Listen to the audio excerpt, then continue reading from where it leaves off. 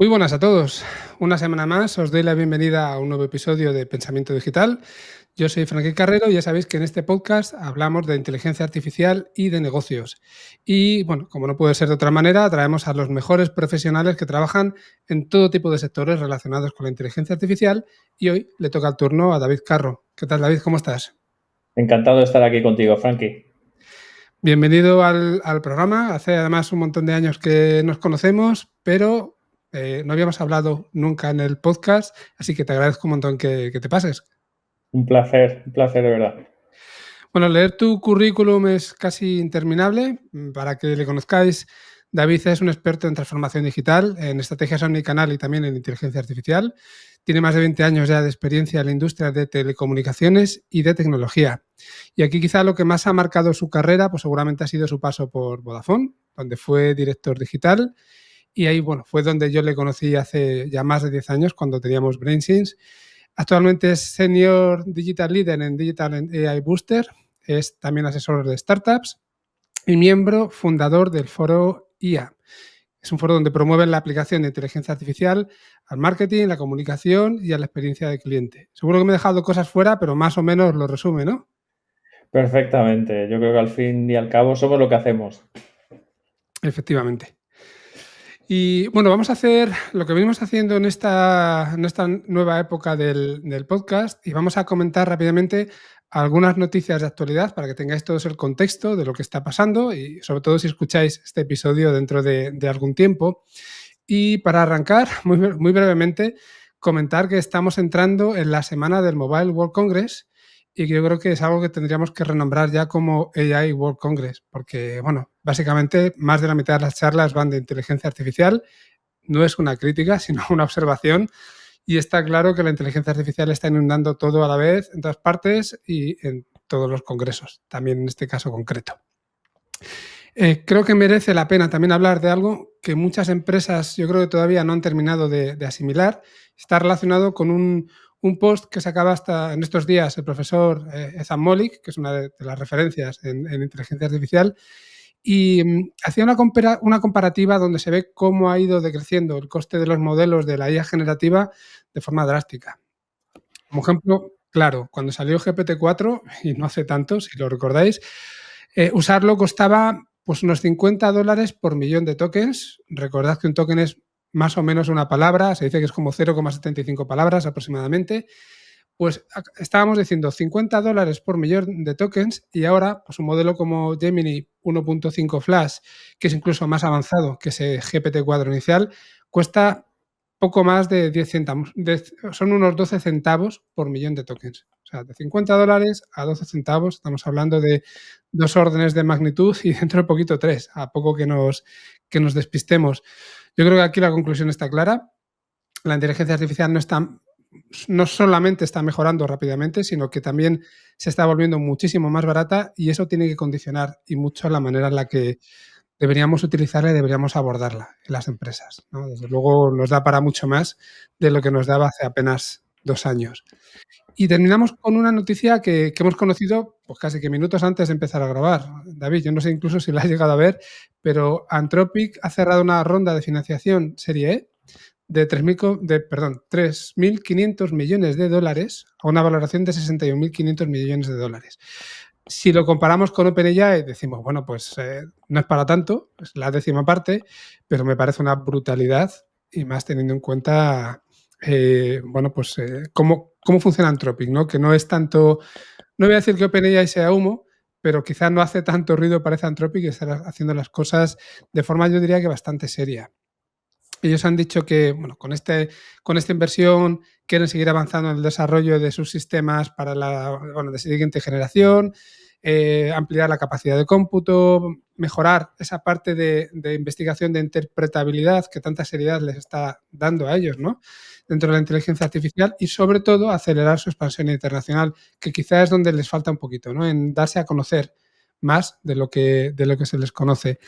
Esto, recordemos que ocurre después de que hace escasamente una semana lanzaron Claude 3.7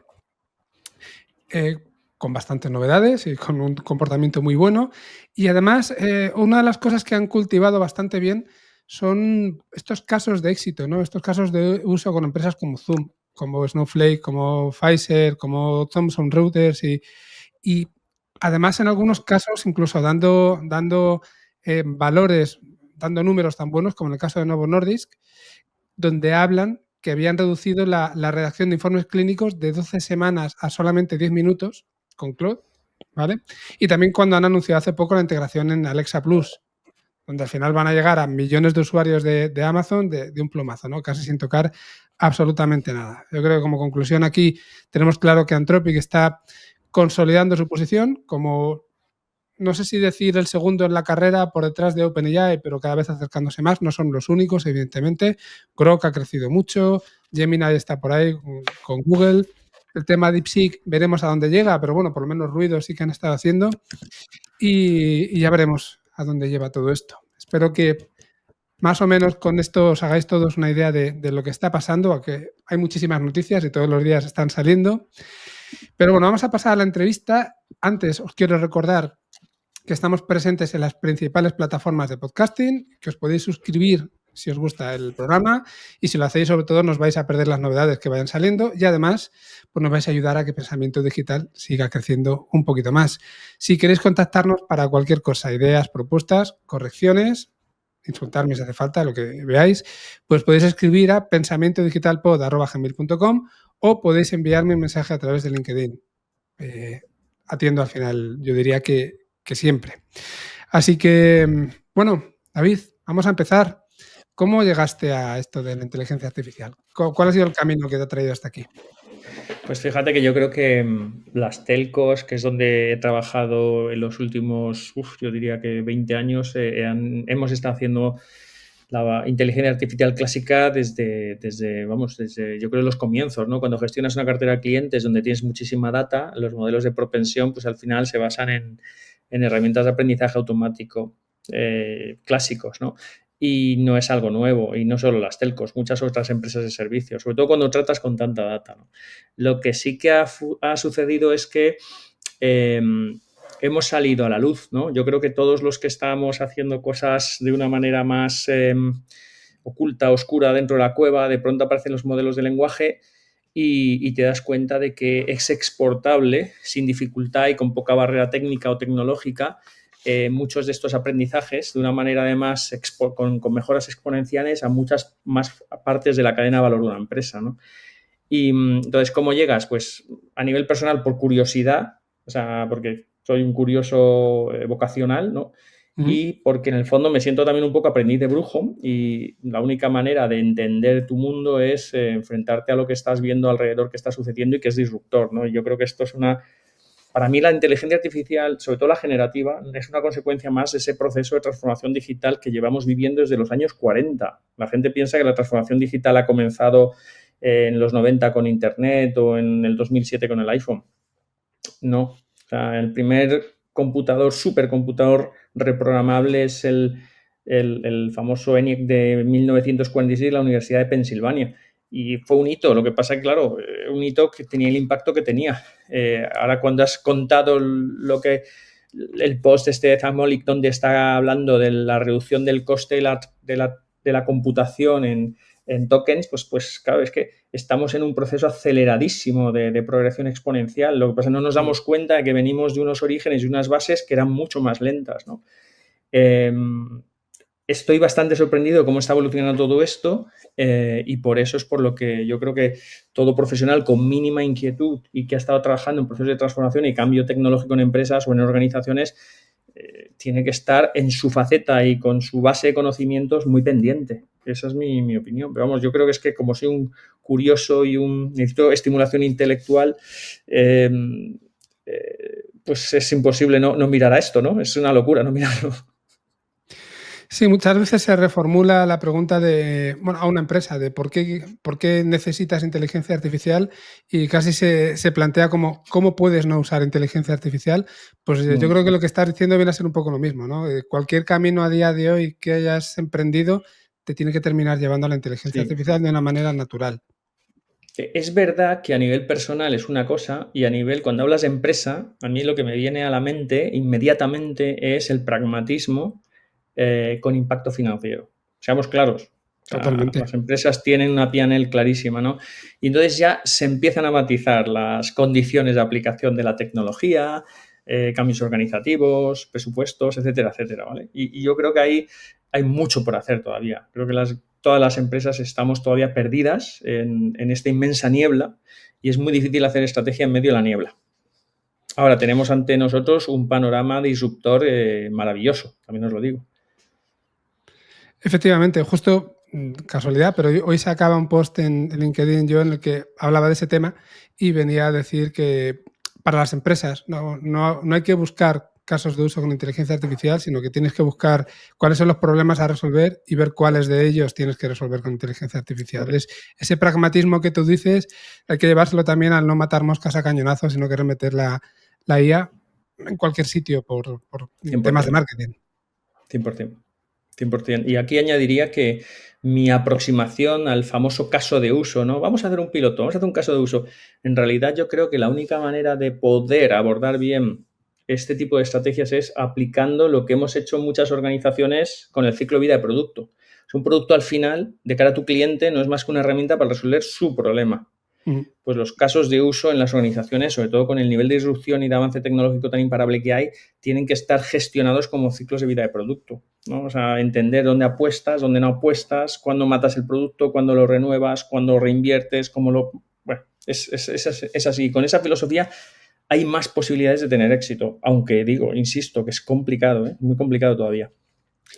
Efectivamente. Desde luego, al menos no llegar a eso que se dice siempre de que el 80-90% de los proyectos de inteligencia artificial se quedan en el limbo. Bueno, pues se puede hacer un poquito mejor, ¿verdad? 100%, totalmente. Muy bien. Vamos a centrarnos un poco en lo que habíamos planteado como el tema principal. Hemos dicho antes que eres uno de los miembros fundadores del Foro IA y hace poquito sacabais un paper hablando de asistentes virtuales y agentes de inteligencia artificial. Entonces vamos a tratar de tomarlo como base para nuestra conversación y te voy a preguntar primero cómo ha evolucionado el concepto de los asistentes virtuales y de los agentes de inteligencia artificial en los últimos años, que es ese planteamiento que tenéis inicialmente en el paper. Pues, a ver, asistentes virtuales ha sido, yo creo, un anhelo de la ciencia, de ingeniería y de las propias empresas digitales a la hora de su desarrollo, ¿no? No es nuevo, ¿no? O sea, existen agentes desde los años 60, ¿no? Con ese interés de tener agentes que emulen la comunicación humana, sobre todo, ¿vale? Siri nace en el 2010, los bots de Messenger son del 2016, la evolución de los chatbots viene de ahí, totalmente.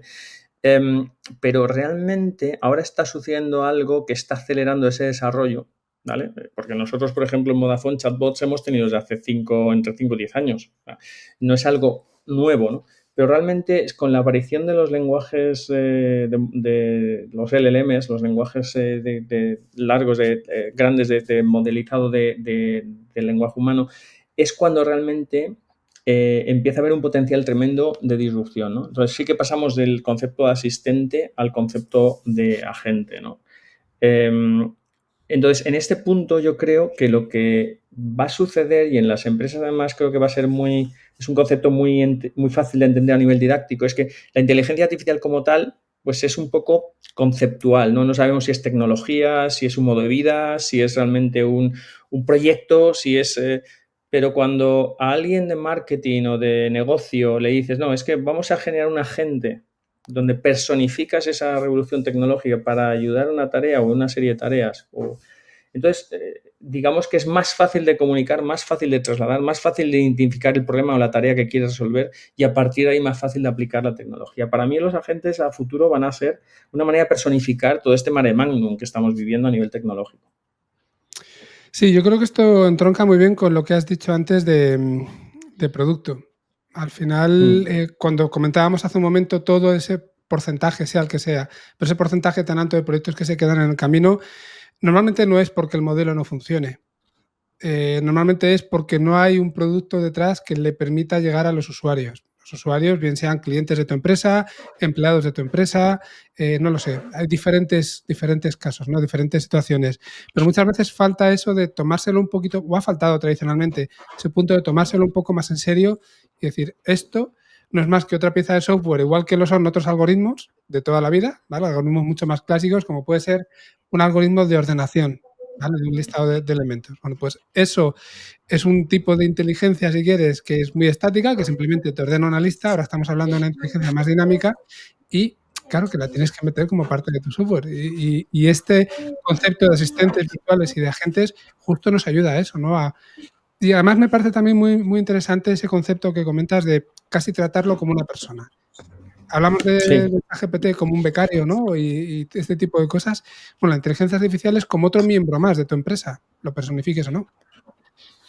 Totalmente. Y además encaja muy bien con los formatos de prompting que estamos utilizando todos, ¿no? Darle contexto, darle una orden o acción, entender qué rol tienen que gestionar como agentes y luego darle un formato de salida, ¿no? Entonces, esto encaja muy bien con el concepto de agente. Fíjate, agente más que asistente, porque si me preguntas la diferencia, esto es importante, hasta ahora hemos trabajado sobre todo con asistentes. Realmente agentes que tienen agencia o autonomía propia delegada por nosotros, hay pocos, hay muy pocos. En el momento en que empecemos a trabajar ya con delegación, es decir, toma mi tarjeta de crédito, toma mis coordenadas y mis credenciales, contrata algo, infórmame. Ya la cosa cambia. Entonces ya sí que estamos hablando de un asistente que tiene agencia y por tanto es un agente totalmente autónomo, ¿no? Todavía no estamos ahí, pero tenemos casos como Operator Sí. de OpenAI o el caso de Computer Use que tiene Cloud o el caso de Perplexity que ya tiene un Assistant en Android, donde empiezan, en beta, eso sí, todavía tiene bastantes limitaciones, empiezan a asumir nivel de agencia, ¿no? A decirle, oye, reserva una mesa o, oye, revísate este vídeo y dime si hay riesgos laborales o riesgos de prevención, de riesgos, etcétera. Este tipo de cosas es algo que ya se está planteando como tarea y se está agentizando de alguna manera. Fíjate, me viene a la cabeza, bueno, todo esto está también un poco ligado con este concepto de Human in the Loop, ¿vale? Y la desconfianza que nos surge a veces a la hora de darle esa autonomía a la gente, ¿no? Porque al final, bueno, a ver si va a hacer algo que no me gusta, a ver si me la va a liar con un cliente, por decirlo así. Y si muchas veces como personas nos cuesta delegar en otras personas, ¿vale? Hacemos Sí. mucha microgestión y lo llevamos un poco mal. Parece que con los agentes ocurre también esto. Sin embargo, te cuento esta reflexión para que me des también tu opinión.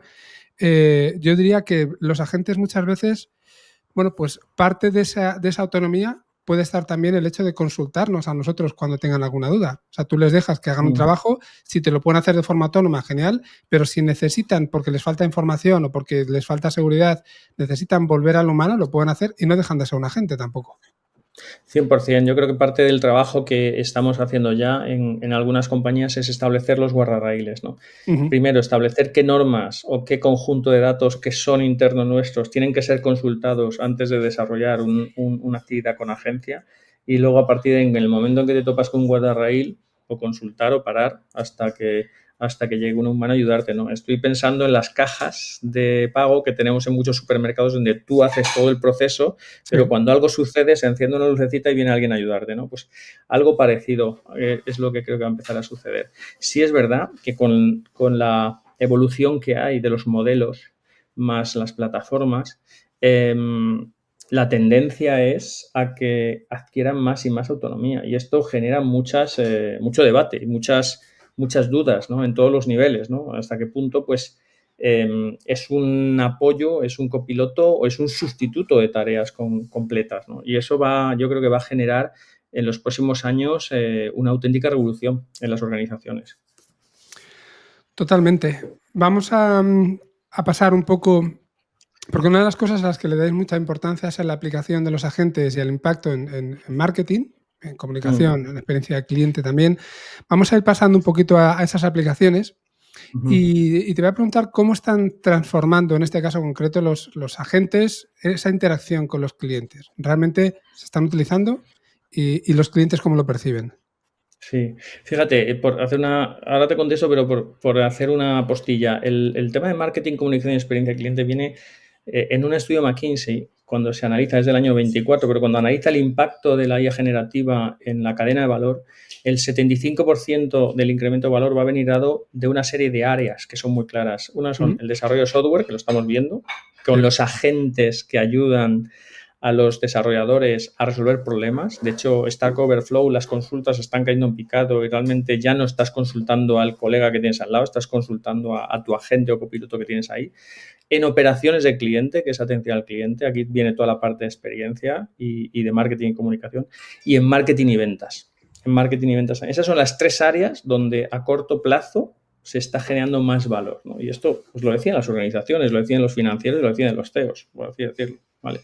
Y entonces, en este punto, ¿cómo está afectando a la experiencia? Hombre, a ver, la idea hoy en día de las organizaciones es eliminar fricción en el viaje del cliente.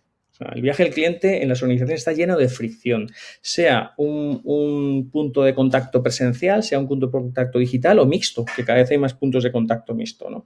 Sí. Entonces, pues se genera fricción por muchísimas razones. Generalmente porque las organizaciones no tenemos bien diseñado el gobierno del dato, no tenemos el dato fluyendo, sino que tenemos silos directamente. Entonces, un punto de toque de cliente no se habla con el otro punto de toque de cliente. Se genera fricción. Se genera fricción por expectativas del cliente que no se han gestionado por la razón que sea, o se genera fricción simplemente pues, por no personalizar de manera suficiente lo que un cliente quiere, ¿no? Entonces, en estas áreas, todo lo que es la proactividad que te puede dar tener a tiempo real una inteligencia, llámalo agente, que esté entendiendo tu situación 360 como cliente o como potencial, me da igual, ¿vale? Porque al final ser cliente potencial en un proceso de venta, ser cliente ya de un servicio o de una compañía, pues es un estado realmente que cambia, ¿vale? Creo que las posibilidades se están explorando ahora son infinitas, sobre todo ahora mismo en atención al cliente. Y te voy a decir por qué, sobre todo en atención al cliente, porque es donde a corto plazo, si tú te sientas con un control financiero, con un CFO, te va a decir que es donde más le aprieta el zapato y donde más posibilidades hay a corto plazo de tener algún tipo de retorno, ¿no? Al final todos los financieros te van a decir, show me the money back, ¿vale? El segundo área muy importante de experiencia, yo creo, es la automatización de venta, tanto en venta a cliente consumidor como en venta empresa, cliente empresa. Y hay agentes que ya empiezan a hacer incluso, estoy pensando en el caso de Agentforce en Salesforce, que están haciendo ya que los agentes entrenen a los propios SDRs, a los propios vendedores, ¿vale? O que un agente te ayude dentro del ecosistema de Salesforce a cualificar un lead, contactar con el cliente y agendar una reunión. Y todo te lo hace dentro del ecosistema que tú le hayas diseñado, ¿no? Al final, dentro de la cadena de valor y los dolores que tiene una organización, es cuestión de elegir aquellos momentos críticos y reducir fricción. Fricción para tu cliente, pero fricción para tu empleado también. Porque cuanto más fricción eliminas de tus propios empleados, mejor experiencia pueden dar a sus clientes finales, tanto en B2C como en B2B2C. Sí, nosotros la verdad es que lo estamos viendo con nuestros clientes esto todos los días. Es casi el primer caso de uso que les viene a la cabeza, ¿no? El primer problema que te traen para resolver. Y al final es que esta atención al cliente es un tema de volumen de gente atendiéndoles, pero lo que ocurre normalmente es que están desbordados y el estar desbordado implica contestar tarde a veces, mal.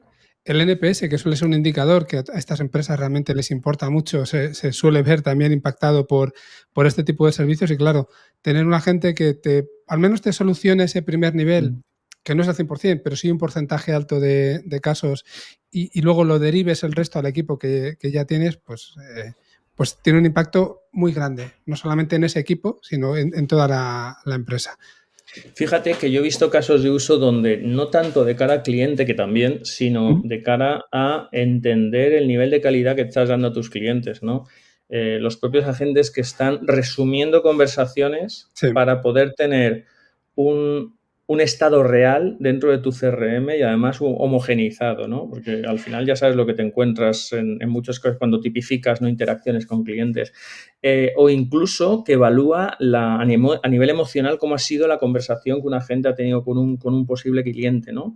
O sea, que no solo en el front del cliente, sino también en el back, ¿no?, en los procesos, ¿no?, para gestionar la calidad y para ayudar a los propios agentes a ser más productivos. Claro, esa parte de formación que estabas diciendo te permite analizar cómo han ido las conversaciones, te permite hacerlo de forma individual o de forma colectiva también, cómo está funcionando todo en general, sacar insights. Desde luego es una herramienta que es más que valiosa. ¿Tienes algún caso, algún ejemplo práctico que nos puedas compartir de la industria para que nos ayude también a aterrizar? Hombre, yo creo que el más sonado, y llevamos con él encima de la mesa casi un año, es el de Klarna, ¿no? Y además es que sigue sonando porque su CEO sigue diciendo ya no solo el tema de no amortización, sino que están dejando de contratar precisamente porque están Mm. viendo que están automatizando un porcentaje altísimo de las interacciones de cliente. Pero sino que incluso, y además esto fue hace unos meses, antes de Navidad, llegó a decir que él asume el impacto en incremento de revenue, un 30 y tantos % de ese incremento de revenue lo está atribuyendo al uso de la inteligencia artificial generativa. Entonces, creo que es un caso clarísimo, pero hay muchos más. O sea, tienes un asistente Eno llamado Eno en Capital One, que es un banco estadounidense que está haciendo maravilloso. Bank of America tiene Erika, también de cara a asistir a clientes. Fíjate que se orienta mucho al principio al concepto cliente, porque es donde estas organizaciones de servicio tienen más data. Tienen data muy rico, validado y además con permiso, con consentimiento para ser utilizado. ¿Vale? Cosa que en otros ámbitos, sobre todo en el área de potenciales, de clientes potenciales, es más complicado, ¿vale? Pero hay un montón así. Nosotros en Vodafone tenemos también lanzado en Inglaterra, en Voxy, que es la low cost inglesa, un chatbot que se lanzó junto con OpenAI y Microsoft y que también es full de generativa. O sea, no es el clásico, sino que no está hecho a través de Dialogflow, etcétera, sino que está utilizando este nuevo sistema con guardarraíles y al cual se le está añadiendo cada vez más interacciones y cada vez más potencia, ¿no? Porque al final esto es un aprendizaje continuo. Y yo mencionaría que además parece curioso, pero Harvey en Estados Unidos, que son los que están dando servicio a abogados y que empieza a ser una herramienta. Bueno, hay muchas, de entrada hay muchísimos, pero Harvey en concreto está dando servicios para desde consulta de jurisprudencia hasta el desarrollo de documentos, demandas, respuestas, etcétera, y está causando furor en los fuentes de abogados. Entonces, parece que no, pero hay muchas áreas, nichos, eso sí, son nichos, donde sí que estamos empezando a ver auténticas pequeñas revoluciones.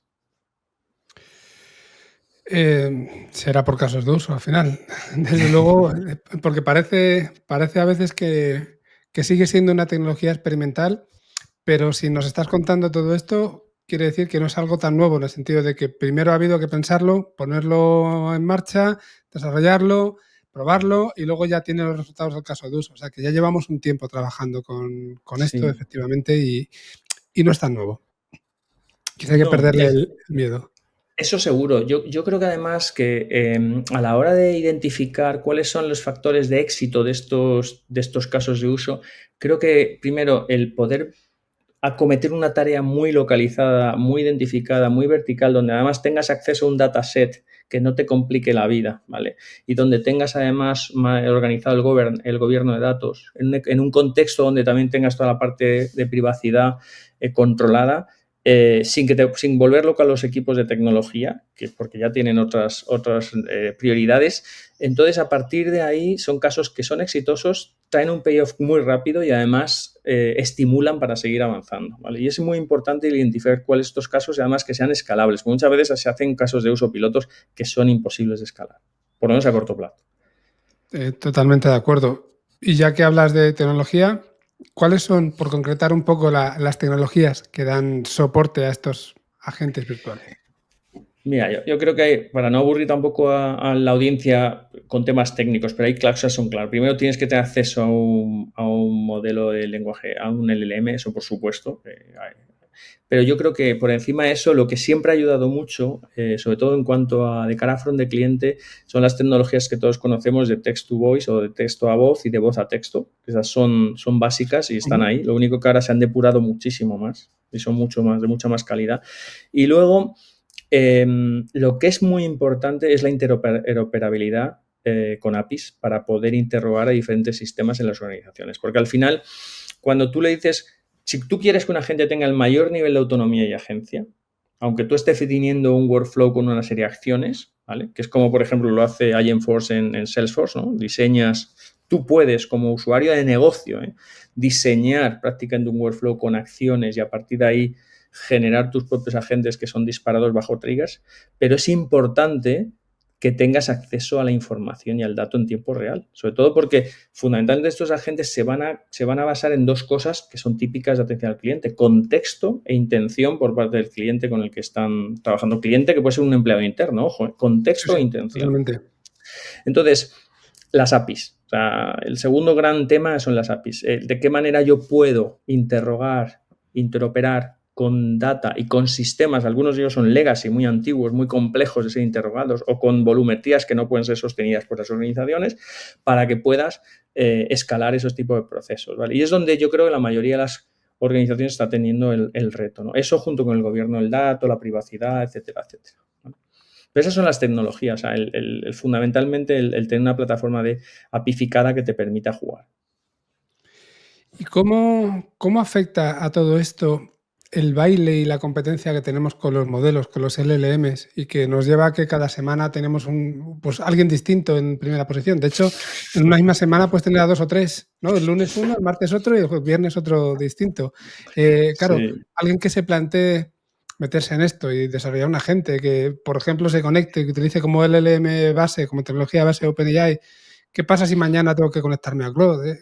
No sé, ¿cómo lo percibís ¿Cómo? vosotros? Sí, aquí hay un tema, y yo, o sea, yo no tengo la solución, ¿vale? O sea, te Mm, puedo plantear más preguntas para que bien, la audiencia pueda reflexionar, porque es muy complicado. Yo pienso varias cosas. Primero, hay que tener claramente una estrategia en la arquitectura tecnológica. Es muy difícil. Como he dicho antes, estamos en medio de la niebla. En medio de la niebla es muy difícil decir, no, de aquí voy a invertir en esta plataforma. Mira lo que ha pasado con DeepSeek, mira lo que está pasando con... O sea, no sabes realmente. Entonces, yo creo que a partir de ahí cualquier plataforma que sea o que te permite interoperar con diferentes LLMs va a ayudar mucho más que si te atas a una arquitectura rígida, ¿no? Eso para empezar. Esa es la primera. La segunda cosa que creo que es importante es, y no sé cómo será el futuro, ¿vale? Puede que estos agentes vengan embebidos en los proveedores de software empresarial que todos conocemos, en los famosos SaaS.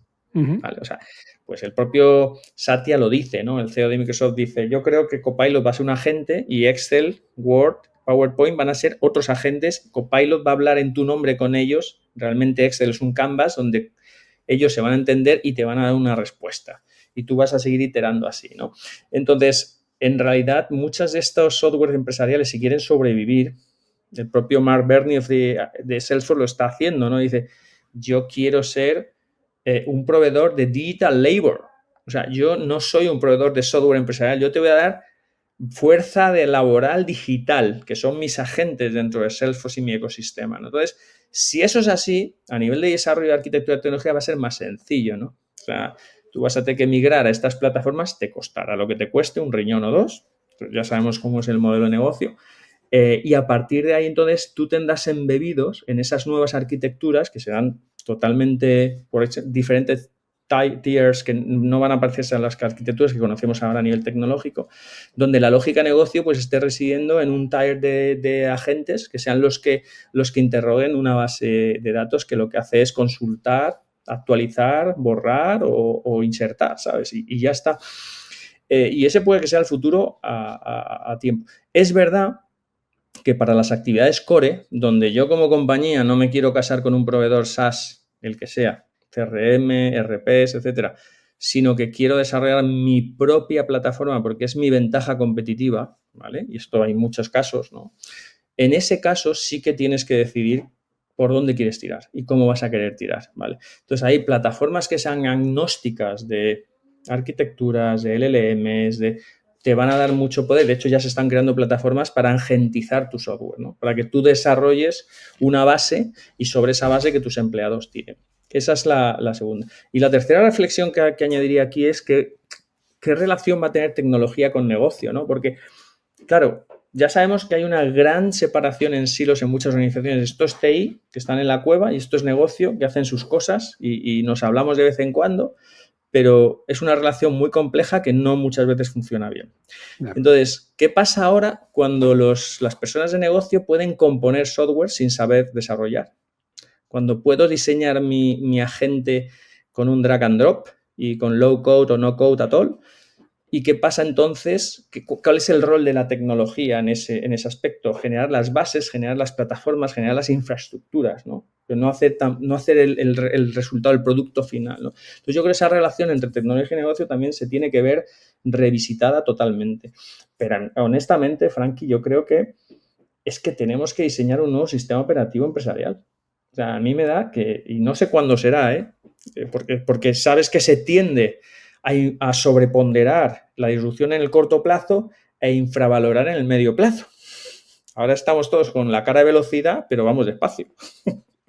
Pero en el medio o largo plazo yo sí que creo que va a haber muchísimo más impacto del que creemos.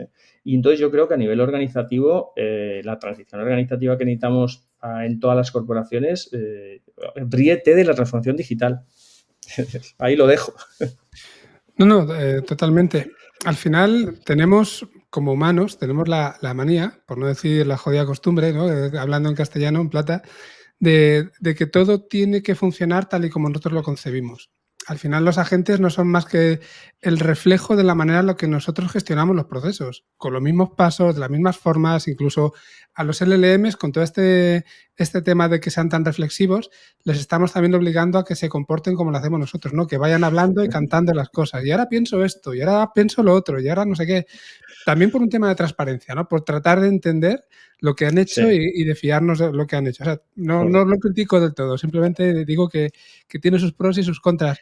Pero eso, tratamos de hacer que se comporte exactamente igual que nosotros, pero igual no la mejor manera. Y como tú dices, igual es el momento bueno, de una catarsis, ¿no? Y de reconstruir si no todo el modelo, partes del modelo, partes de la forma en la que se colabora, igual no estar tan compartimentados. Y puede ser que los departamentos ahora sean mucho más multidisciplinares dentro de cada uno de ellos. Estoy pensando casi en células, como pasa en programación, ¿no? Tienes equipos que todos ellos tienen miembros de todo tipo y al final consigues que todo vaya funcionando. No lo sé porque esto es para gente que sepa mucho más que yo, pero sí estoy de acuerdo en que como mínimo merece la pena dar una vuelta. Sí, no será a corto plazo. O sea, yo creo, yo no creo que sea la limitación tecnológica lo que haga que el, que el desarrollo de la IA generativa llegue incluso a una IA general, que de eso podríamos hablar, ¿no? De agentes que realmente te dirigen la compañía, ¿sabes? No, yo creo que va a ser más otro tipo de limitaciones, como puede ser la energía, tema de energía, como puede ser la Uh -huh. regulación de todo tipo, laboral, financiera, de la privacidad, del dato, etcétera, que permitan pues, dar un tiempo a que nosotros como profesionales en las organizaciones nos adaptemos, ¿vale? Porque fíjate, el informe del World Economic Forum de hace unas semanas, de hace un poco, no habla de pérdida de trabajo por impacto de la inteligencia artificial, habla de job displacement, o sea, de Uh -huh. cambio de los perfiles profesionales, incluso habla de un incremento neto, ¿vale? En las posibilidades de tener más trabajo, ¿no?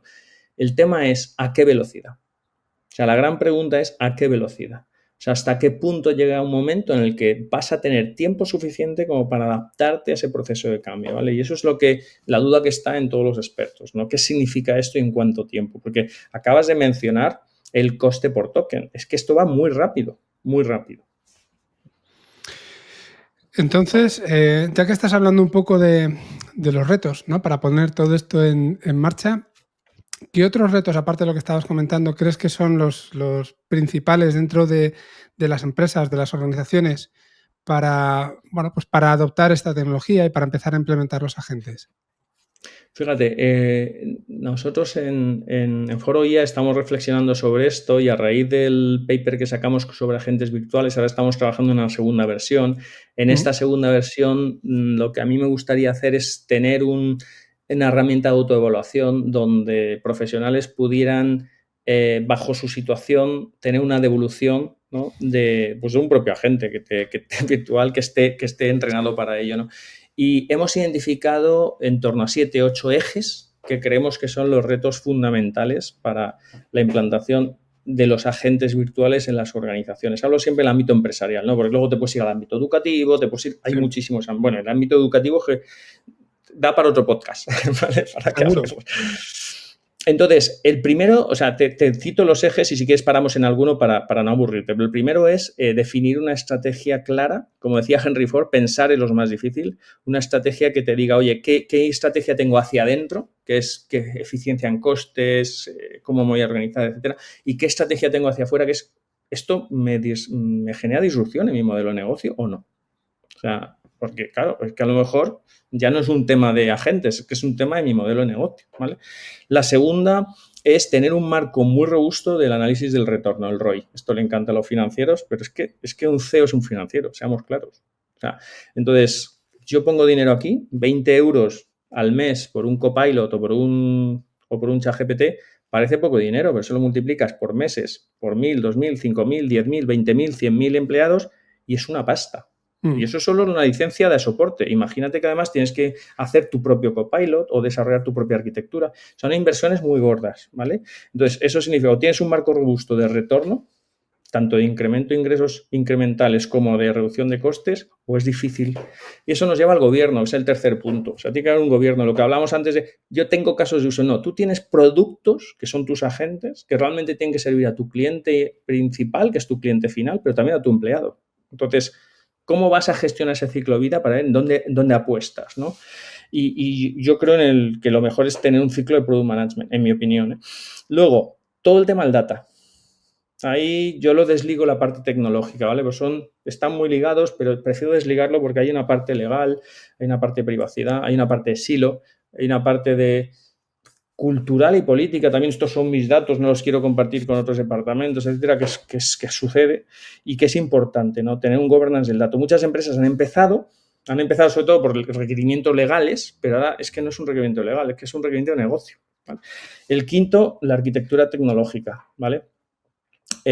Fundamental. O sea, es difícil, ¿eh? Yo entiendo que es difícil, ¿no? Oye, pues si estoy con este tipo de stack, ¿a dónde tengo que ir a futuro para que esto sea posible, ¿no? El sexto, que es muy importante también, es todo el tema de accesibilidad y participación de empleados. O sea, porque esto es un cambio cultural. Entonces, si yo hago cosas, pero solo las tienen 4 o 5, yo como empleado voy a poder diseñar un agente o lo van a hacer los jefes. O quién lo va a hacer. O cómo va a ser este tipo de acceso, ¿no? El séptimo nos impacta en el anterior, que es qué pasa con la transición organizativa. Porque claro, si empezamos a automatizar tareas, ¿qué pasa con los puestos? ¿Qué pasa con los perfiles? ¿Lo vamos a ampliar más? ¿Qué sucede? ¿Va a haber perfiles que se desaparecen y se juntan con otros? Y eso significa una auténtica revolución en las organizaciones.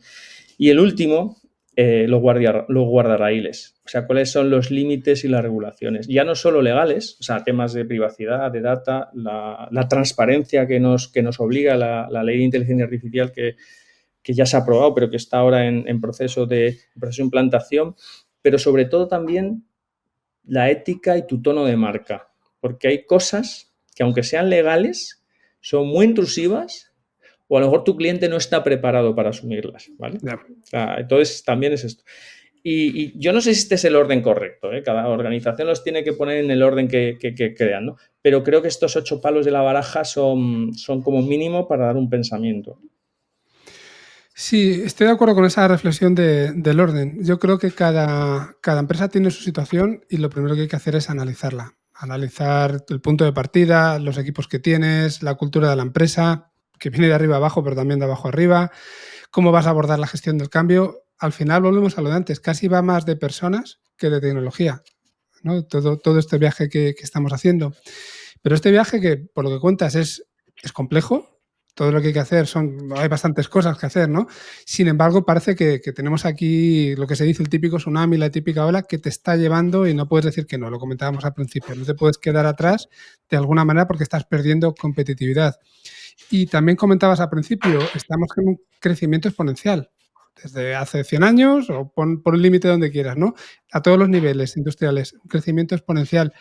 Entonces, la pregunta es, ¿esto se puede hacer con tiempo? ¿O casi tienes que decir me tiro a la piscina para ir metiéndome y ya veremos cómo saldremos? Pues no tengo clara la respuesta. Yo creo que va a depender de la situación cultural y de cada organización. Igual nos pasó con la famosa transformación digital que en realidad es mal llamada porque no es una transformación digital, Frankie. Estamos viviendo una auténtica revolución industrial económica desde hace años y sigue. Y no llegas a ningún sitio. Tienes que sostener la innovación continuamente. Entonces, hay compañías que tienen pasó en el COVID, había compañías que habían hecho los deberes. Llegó el COVID y sufrieron, pero tenían buenas infraestructuras, los empleados tenían portátiles, se podían conectar desde casa, era muy flexible, y otras compañías que fue un calvario, ¿no? Entonces, pues lo mismo nos va a pasar aquí. Va a haber un tema de cultura importantísimo, tú lo has mencionado, de hecho Peter Drucker decía esa frase matadora, ¿no? De la cultura se come a la estrategia todas las mañanas para desayunar. Da igual lo que tú diseñes en la estrategia, en tu PowerPoint, si la cultura nada, se la va a comer con patatas. Y esto es así, ¿no? Entonces, es muy complicada ahora mismo la situación que existe, ¿no?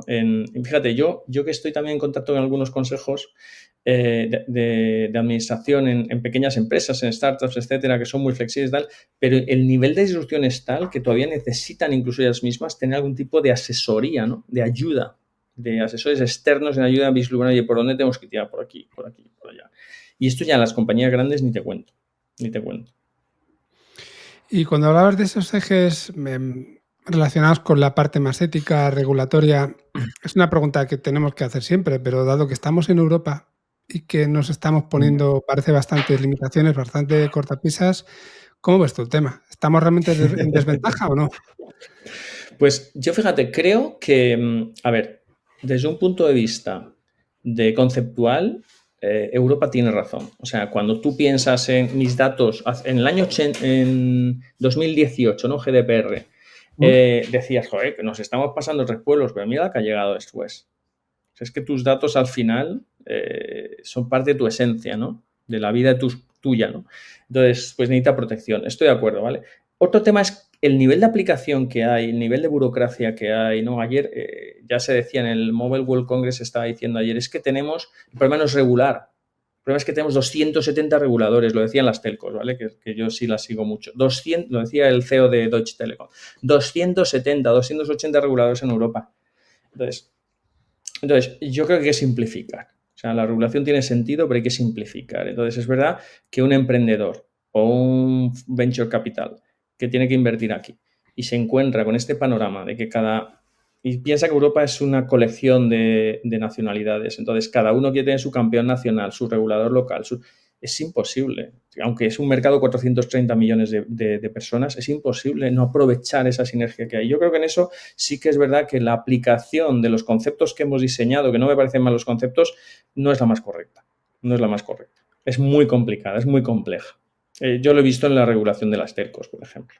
No tiene ningún sentido la estructura de industria que tenemos en Europa comparada con lo que pasa en Asia o lo que está pasando en Estados Unidos. Lo mismo está pasando con la IA, lo mismo. Sí, estoy bastante de acuerdo contigo en este sentido. Yo también entiendo esa parte de los datos. Lo que pasa es que las cosas se pueden hacer de muchas maneras y quizás somos, como se suele decir, más papistas que el Papa, Sí. ¿no?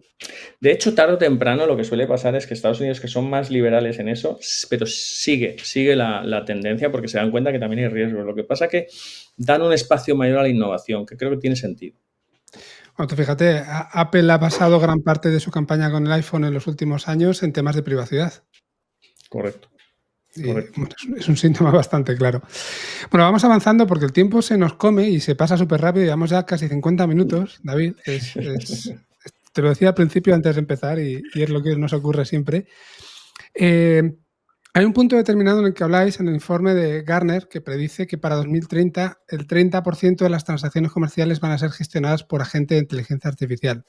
Hemos comentado alguna vez en algún otro foro, pues ahora con esta tendencia de que se empiezan a mandar agentes personales para que vayan a las reuniones y así tú haces otra cosa, podemos llegar a un punto en el que todos sean agentes personales y no haya personas ahí dentro, ¿no? ¿Cómo visualizas tú el futuro con los agentes? ¿Hasta qué punto vamos a delegar tanto en ellos? Yo creo que Gartner se queda corto. Es verdad que todas las estadísticas que hablan de inteligencia artificial por la evolución de la tecnología yo creo que se está quedando corto porque piensa que en transacciones comerciales incluye también interacciones de atención al cliente. Es el commercial desde el punto de vista inglés, ¿vale? Yo creo que has comentado una cosa muy interesante en el paper que sacamos sobre agentes virtuales. Hacíamos un análisis de los 3 horizontes a futuro de agentes virtuales, ¿no? Y a partir del horizonte 2 y el 3 aparecía una nueva situación en la que los propios clientes tenían sus propios agentes que lo que van a hacer es interactuar con las compañías que van a tener sus propios brokers o agentes, y en medio puede haber otro broker que puede ser otro agente, o sea, esto es así. Entonces, esto que parece como muy futurista, en realidad, si te das cuenta, ya está pasando, porque estamos viendo ya cómo el journey el viaje del cliente en las búsquedas ya está cambiando. O sea, ya empezamos a medir, oye, ¿que cuánto tráfico llega a mi web o a mi app de los LLMs? Es que tengo que empezar a medirlo como un canal de tráfico más. Sí. Y porque Google está nervioso, está con el Google Overview, para ver exactamente cómo puede no verse desintermediado, ¿no? en este aspecto, ¿no?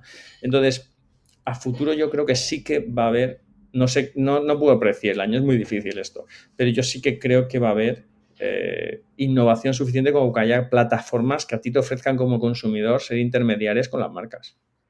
Y sobre todo en los productos más comoditizados o que menos te enganchen emocionalmente. Porque si es un producto que te engancha emocionalmente, lo vas a querer hacer tú. Sí. Te informarás y tal, pero ahora, si es un producto comoditizado, que pues igual que hoy, pues en mañana o pasado, o de provisionamiento repetitivo, etcétera, vamos, vas a empezar a delegar como ya lo verás. Yo estoy convencido de eso. Y eso va a tener un reto muy, muy potente para las marcas a la hora de establecer estándares de interoperabilidad entre plataformas, ¿no? Un poco lo que hace Zapier y estas plataformas, pero a lo bestia, ¿sabes? A lo bestia. Y veremos cómo acaba la cosa. Pero yo creo que aquí nos puede volar la cabeza. Y también es una oportunidad para muchos emprendedores, para muchos negocios y para evolución de muchas plataformas también. Estos últimos días, hace una semana más o menos, salió un ejemplo de una hackathon que habían hecho, creo que era Eleven Labs, si no recuerdo mal, donde uno de los ganadores en Londres lo que había hecho era crear un agente que de repente en conversación con otra gente, pero eran agentes de voz, en conversación con otra gente, de repente se dan cuenta que los dos son agentes y como que cambian otro lenguaje que era parecido al de R2D2, ¿no? A los silbiditos.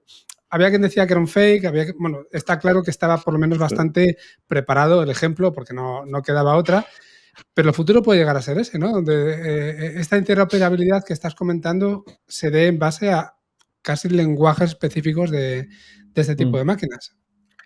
¿Tú te acuerdas? Yo recuerdo, pongo el ejemplo de la famosa nevera que sabía lo que tenía y lo que no y empezaba a pedir al supermercado, ¿no? Sí. Eso, yo creo que incluso estaba en el libro de Bill Gates de Road Ahead de hace 100 años, desaparecía ya eso, o en uno de Negroponte, no recuerdo cuál era. Y, joder, pues es que a lo mejor tu nevera va a ser tu agente, o va a tener un agente dentro que se dedique a hablar con Amazon, que en el fondo será una plataforma con agentes y que a lo mejor te pida permiso o no, ¿sabes? Y a ti te llegue la compra por la puerta. Yo sí que creo que vamos a llegar a un proceso donde lleguemos a un nivel de agentización importante. En esto, yo lo que hago es parar a pensar, que todos nos paremos a pensar sobre lo más importante, ¿no? Y lo más importante son los clientes, pero pensemos que los clientes son personas con necesidades relevantes. Entonces, pensemos en cómo va a ser esa experiencia para esas personas, dónde estás quitando fricción, dónde estás añadiendo valor y dónde además estás conectando como marca emocionalmente con ellos, porque si no, efectivamente, te puedes comoditizar o te pueden desintermediar súper rápidamente, ¿vale? Entonces, yo creo que volvemos quizá volvemos a lo más real, ¿no? En la era de lo sintético, porque precisamente con tanto agente y tanta inteligencia artificial, cada vez hay más contenido sintético, más experiencias sintéticas, más conversaciones sintéticas. Pues en la era de lo sintético creo que vamos a tener un push muy fuerte para volver a lo real, a lo auténtico y a que las marcas conecten con las personas, ¿no? Entonces, yo reivindico el diseñar muy bien cómo son esos caminos del cliente, dónde quitas fricción y dónde tiene sentido introducir esta tecnología y dónde no, porque también va a haber, me imagino, grandes fracasos, ¿sabes? Este comentario que hacía sobre la era de lo sintético me traía a la cabeza cómo está condicionando algunos aspectos ya que parecen detalles menores, pero que yo creo que tienen su relevancia, como por ejemplo el hecho de que cuando vas a decir ya en conclusión, a día de hoy a mí me viene a la cabeza ChatGPT, como siempre termina cualquier pregunta que le haces con el en conclusión, me parece que luego también ha habido palabras, hubo en su momento, hace un año y pico, se empezó a utilizar mucho la palabra deep dive. Sí, sí. El término, vaya. Y claro, lo mismo, eso lo utilizaba ChatGPT. Entonces, la gente que lo venía utilizando de antes se sentía mal y se ha dejado de utilizar, ¿no? O sea, está empezando a condicionar ya nuestra vida en pequeños detalles, pero que en el fondo dar una idea de esa penetración que está teniendo, ¿no? Sí, sí, sí. Yo creo que sí, y yo creo que va a ir a más. Hablando con, fíjate, con adolescentes que están estudiando secundaria, algunos bachillerato, ¿no? Cercanos, amigos o familiares, y de cómo estudiaban antes a cómo estudian ahora, estamos hablando de las nuevas generaciones, ¿eh? Nada que ver, nada que ver. Eh, Nada que ver. O Sí, sea, ya sí. no van a Google, ya no van a... Y de hecho ya hay herramientas como StudyFetch, por ejemplo, que te permite hacer desde flashcards a tarjetas de resumen de memoria, te permite, te le das los apuntes y te hace exámenes, te hace preguntas, puedes trabajar con ello. Bueno, o sea, nada que ver, nada que ver. Hay una auténtica revolución ahí fuera. Ya sé que vamos terminando, que no voy a abusar de tu tiempo, queda poquito, pero hay una pregunta que también te quiero hacer que me parece que es muy relevante y es, ¿cómo puede afectar o cómo pensáis que puede afectar todo esto de los agentes incluso a nuevos modelos de negocio? Porque, Ujú. bueno, hemos hablado de tener un nuevo sistema operativo para las empresas, ¿pueden surgir o están surgiendo nuevos modelos de negocio a través de los agentes? Sí, yo creo que sí. Es lo que hemos comentado antes. O sea, yo creo que ya el propio diseño de agentes de acceso masivo, donde tú ofrezcas en mainstream, Mm, a un gran mercado, un gran segmento de mercado, ya de por sí, pues seguro que sí, seguro que sí. Yo, de hecho, estoy esperando que salgan cosas que me faciliten todo el mare magnum de información al cual estamos sometidos, ¿no? Como Notebook LM o algunas de estas herramientas, sí. ¿verdad? Yo creo que sí. Aquí el tema va a estar en la disrupción. Es buena porque va a generar un montón de emprendimiento, yo creo que sí, pero también las compañías, las marcas, sobre todo las incumbentes, tienen que pensar qué está sucediendo, qué puede suceder con sus negocios también. Salió esa noticia de la empresa unicornio de una sola persona, ¿no? Que es capaz eh, de generar toda una actividad básicamente con una persona y todo lo demás de manera automatizada. Obviamente tienes productos muy simples, ¿no? Con un mercado muy, muy definido, ¿no? Eh, pero veremos cada vez más de esto, ¿no? Cada vez más de esto. Eh, yo creo que esto es imparable, es una revolución imparable. No sé darte ejemplos, ¿no? A mí se me ocurren mil ideas de cosas que pueden suceder, desde el mundo de la educación, el mundo del entretenimiento, pasando por la generación de contenidos, en el ámbito del marketing, la comunicación, la atención al cliente, que es donde más nos enfocamos en el foro IA, el campo está por sembrar. O sea, por sembrar. Las que se están moviendo más son las plataformas que actualmente están ahí, ¿no? Todas las plataformas que conocemos, los Meta, Google, por supuesto, Amazon, que tiene también su red publicitaria, que cada vez se está metiendo más con retail media, etcétera, y luego las SaaS, todas, se van a agentizar de la cabeza, vamos, de arriba abajo. Pero creo que va a haber mucho espacio para dar valor sin tener que hacer modelos fundacionales. Es Ujú. todo lo contrario. O sea, creo que. Y creo que a lo mejor a futuro, incluso, y mira lo de DeepSeek, hacer un modelo fundacional no va a ser tan costoso. Que, ¿sabes? Que hay mucho paradigma, se va a romper por sí mismo, ¿sabes? Por sí mismo. Pero sí, creo que va a haber muchísima disrupción. Va a haber muchísima disrupción. Que es bueno, ¿eh? Pero las empresas también, las posiciones, vamos a tener que movernos rápido. Y dentro de toda esta disrupción, penúltima pregunta, y luego la última será súper facilita. Dentro de toda esta disrupción, si le tuvieras que dar un consejo clave, único, principal, si es que se puede, a las empresas que todavía no han entrado en esto de los agentes de inteligencia artificial, ¿cuál sería ese consejo? Pues yo creo que lo más importante, como te decía antes Henry Ford, pensar es lo más difícil. Yo creo que hay que. Yo doy un consejo de empezar a pensar por arriba, que es, oye, ¿qué estrategia quiero seguir? Y a partir de ahí asesorarse, pero también empezar por abajo, definiendo algún tipo de caso de uso que permita participar a empleados y empezar a resolver problemas desde abajo, ¿no? Es un poco el método Toyota, ¿no? El que mejor sabe dónde duele a negocio es el que está en el día a día de los procesos, ¿no? Y ahí hay muchísima participación. Lo que pasa es verdad que aquí hay un tema que hay que vencer y es el miedo, ¿no? El miedo de los propios empleados a este tipo de tecnologías, porque al final los empleados ven que hacen magia, pero esa magia llevada al extremo me puede afectar negativamente. Entonces, cuidado con la resistencia al cambio, ¿no? El mayor consejo es estar muy curioso, asesorarse muchísimo y sobre todo empezar. Sí, has descrito casi uno de los patrones de diseño típicos en programación, que es el be the machine, ¿no? El primero, sé tú el que ejecute el proceso, ¿no? El que entienda cómo funciona, y a partir de ahí ya puedes construir una solución. Eso nos sirve también para inteligencia artificial. Sí.